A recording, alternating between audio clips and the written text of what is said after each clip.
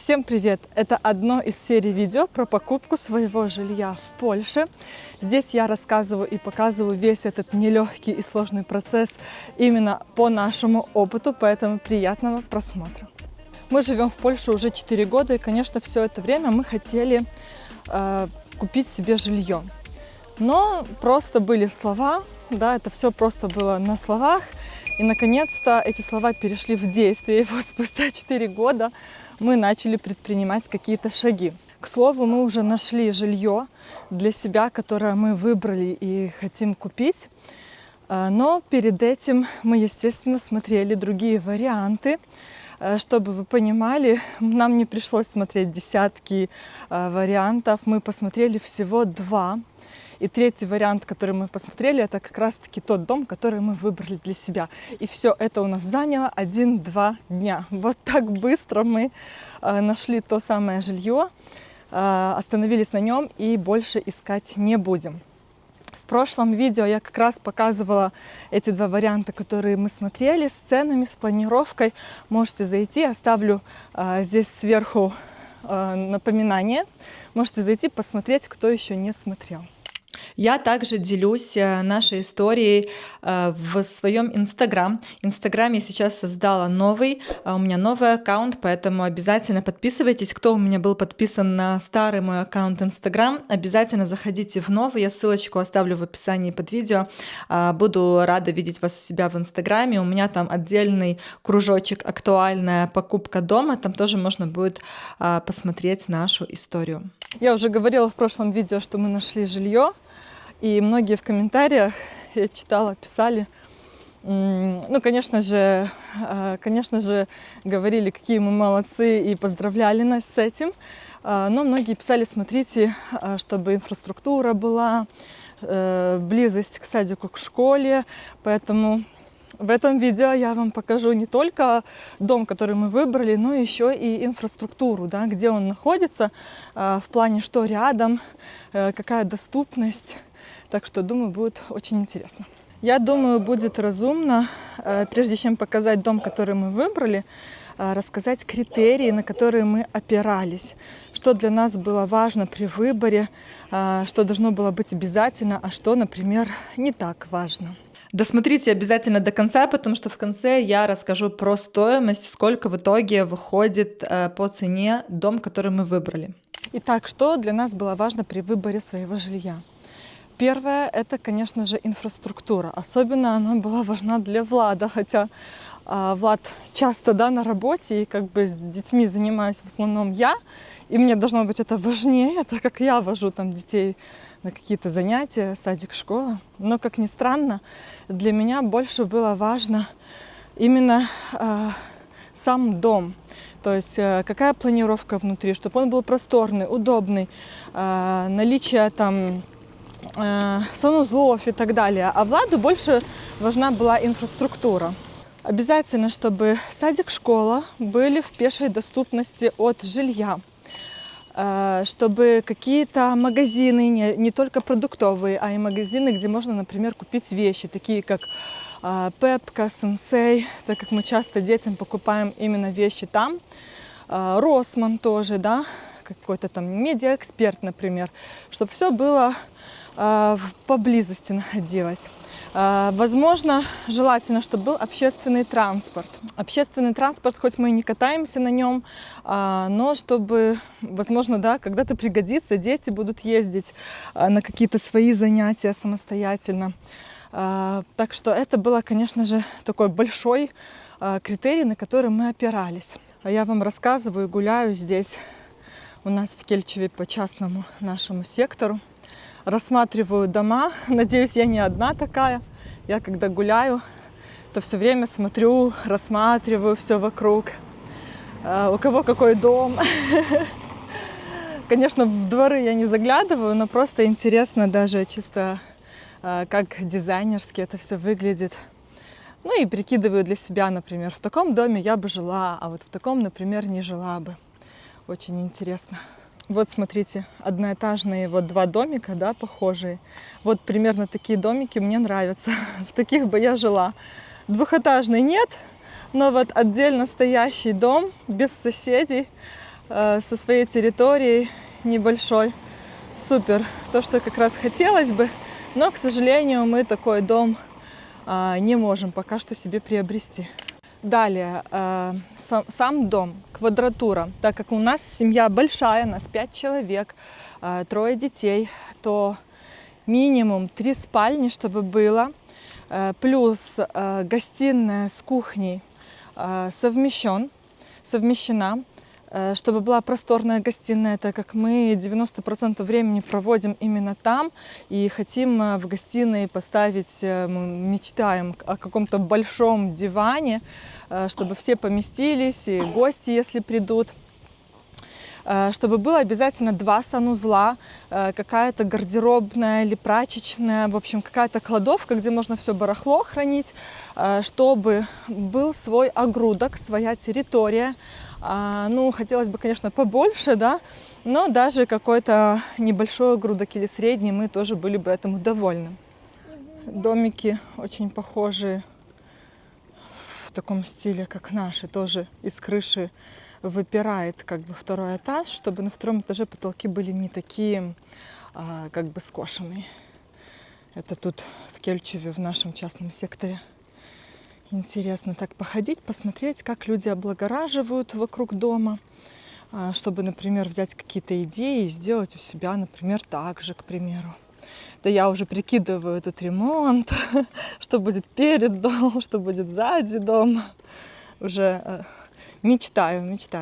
Также рассматривали, чтобы квартира была 2-этажная. На 2-м этаже располагались спальни не совсем скошенными потолками, чтобы можно было спокойно там ходить, перемещаться, и эти потолки не давили тебе на голову. Далее, нам важно было еще сколько квадратов у дома. Мы рассматривали минимум 85 квадратов, а лучше под 100 квадратов и выше. Но, конечно же, чем больше квадратов, тем дороже жилье. Мы это, естественно, понимали, так как цена зависит от квадратного метра. И вот цена за квадратный метр, так как мы рассматривали город Лешна, мы уже приценились, да, примерно там 6 тысяч злотых за квадратный метр. Есть и дороже, есть и дешевле, но это такой средний вариант. Мы рассматривали примерно там до 6-6,5 тысяч злотых за квадратный метр. Поэтому, естественно, если квадратов там 120 и выше, то цена сразу тоже вырастает. Поэтому рассматривали минимум 85 квадратов. Вроде бы это все критерии, которые я перечислила. Может, конечно, что-то и забыла, но раз забыла, значит, не самое главное было для нас. Мы рассматривали первичное жилье, так как вторичное мы посмотрели, что нам ничего не понравилось из вторичного по той цене, на которую мы рассчитывали по квадратам. А если и нравилось, то все равно нужно было вложиться в ремонт, что-то менять, и вышло бы по цене это очень дорого. А так ты покупаешь первичное жилье, да, без ремонта, но ты делаешь ремонт такой, который нравится тебе. Покупаешь то, что нравится тебе. И не обязательно же делать ремонт сразу на 2 этажах, например, и заселяться. Можно сделать ремонт только на 1-м этаже, заселиться и делать параллельно ремонт на 2-м этаже потихоньку, да, то есть ты можешь вложиться, тебе не нужно вкладывать сразу огромную сумму денег в ремонт для того, чтобы заселиться и жить в доме. Ну что, показываю, как мы смотрели дом. Смотрела я его с братом Влада. Влад был на работе, у него не получилось, поэтому я ездила с его братом, чтобы посмотреть, и потом сняла на видео, показала Владу, и он тоже, можно сказать, присутствовал вместе с нами. Поэтому приятного и вам просмотра. Сразу предупрежу, что снимала я видеообзор очень быстро, потому что тот человек, который нам показывал мешкание, он спешил, у него после нас еще люди были, а мы просто немножечко задержались, опоздали на встречу, поэтому у нас было меньшее количество времени. Но я все успела снять, чтобы показать вам. Ну что, мы приехали.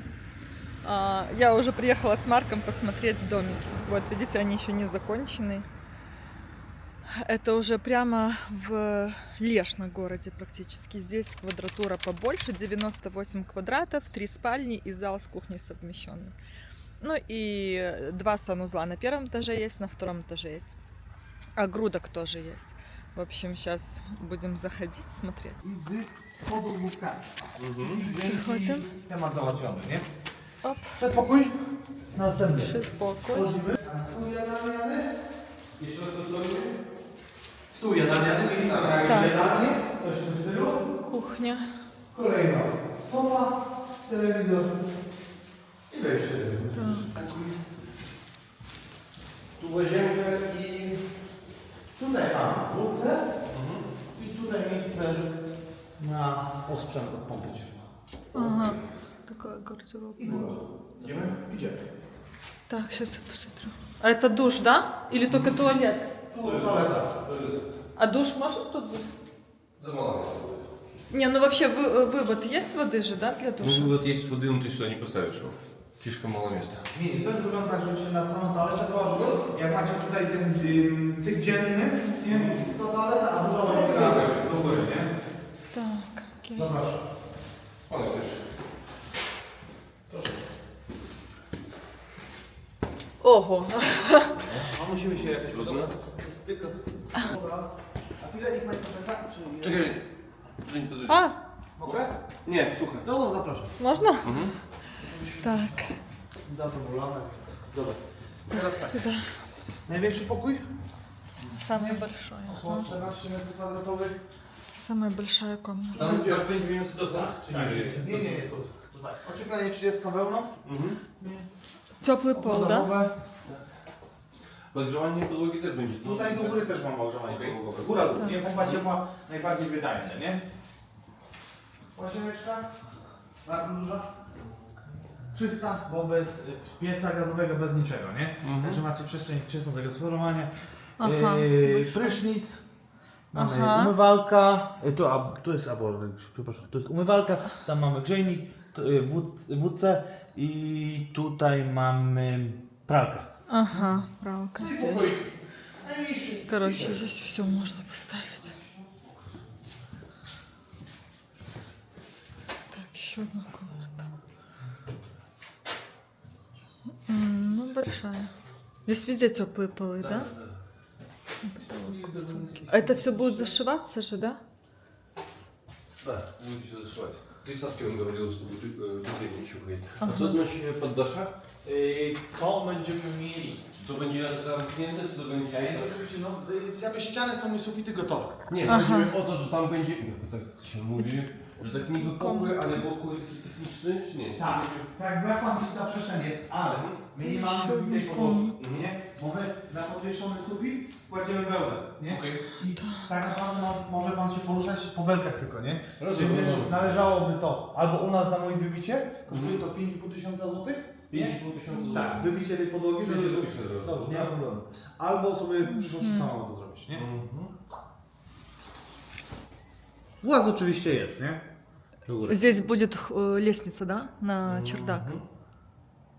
Если захотим там сделать пол, то 5500 вот за эту территорию. Ага. То есть он объясняет то, что там будет просто покрыто потолок, и если Но пола не можно будет будет ходить там. только по этим балкам. Если захотим, А, чтобы всё, я было там поняла. какое-то пространство, мини-комната техническая, 5000. то либо сами, либо можно через них 5500 они делают пол. Окей. Какие-то вопросы у тебя? Так, это как квартира или как дом? Nie, czy porozmawiać możemy na ten temat na dole, czy tu? No to chodźmy, no będzie A, pokazać участок. działkę, nie? No, bo działki jeszcze Państwo, jak to wygląda mniej więcej. Nie? Участок, Влад, аж до елки этой, до туда. И окно в сторону идет. Так, ну большая терраса. Сколько здесь получается терраса квадратов? Метров. Tu tarasu? Tu Tak. tak, widzimy. To. А здесь будет плитка ставиться? Tu będzie wykostkowane. Tak. А, будет терраса. To będzie wykostkowane. А, вот так будет терраса такая большая. Pomiędzy po prostu oddzielonymi ścianami. Ага. Все, посмотрели мы домики. Вот они. Где они? Вот. И здесь получается сразу футбольная площадка, поле, и сразу возле футбольного поля идет школа. Сейчас покажу школу. Вот школа, большая школа идет вместе с садиком, то есть это школа, а с той стороны садик. Ну, вон сколько детей, в общем, здесь паркинг такой, как раз удобно вот детей завозить в школу. Здесь рядом типа костел, да, или церковь, что-то такое. Вот. И там дальше получается вот наше мешкание налево. А если направо идти, там кольцо, и там скопление всех как бы торговых магазинов, типа Sensei, Pepco, Teddy, Rossmann, даже KFC. Итак, покажу вам инфраструктуру, которая находится возле нашего дома. Прямо напротив дома находится спортивная площадка, где дети могут играть, например, в футбол. Буквально через дорогу находится школа, садик и спортивная академия. Все в одном здании, очень удобно. Все дети смогут ходить в одно место и даже на перемене бегать домой, чтобы пообедать. Также возле нас находится костел, что тоже очень удобно, например, ходить с детками на выходных в костел. Буквально в 2-3 кварталах от нас находится детская площадка, такой небольшой сквер, парк, где можно выгулить собаку, и даже скейт-парк. В общем, детям будет интересно, будет где играться. Буквально в километре от нашего дома находится такое скопление всех магазинов, которыми мы чаще всего пользуемся. Например, Медиаэксперт, Sensei, Pepco, Obi, даже Бедронка, Deals, Кроп. В общем, множество магазинов, огромнейшая парковка.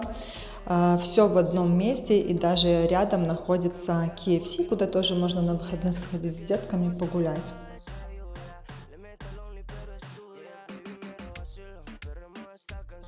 Расстояние от нашего дома до центра города, до площади Рынок, до ратуши буквально 3,5 километра. 7 минут езды на машине, это очень близко, очень удобно. Если у детей какие-то кружки, например, находятся в центре города, то без проблем можно приехать, не затрачивать на это кучу времени.